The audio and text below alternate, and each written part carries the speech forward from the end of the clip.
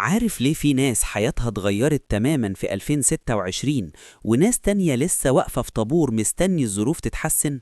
السر مش في جيبهم، السر في العقلية اللي بتدير الجيب ده. تخيل عمر، شاب قرر في بداية السنة إنه مش هيشتكي من التكنولوجيا ولا من الذكاء الاصطناعي، وقرر يركب الموجة.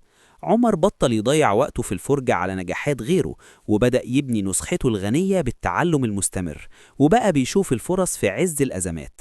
وكما قال الحكيم: ليس الفقر عيبا، ولكن العيب أن تظل فقيرا وأنت تملك عقلا يستطيع صنع المعجزات.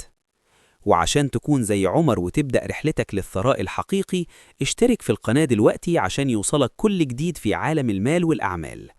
عشان تبدأ عملي النهاردة، طبق الثلاث نقط دول. ثق في نفسك ماليا، روح فورا على منصة إدراك هتلاقي كورسات مجانية بالكامل باللغة العربية في ريادة الأعمال والمهارات العملية. بطل دور الضحية، المليونير بيتحمل مسؤولية أخطائه وبيتعلم منها، مش بيرمي اللوم على السوق أو الحظ.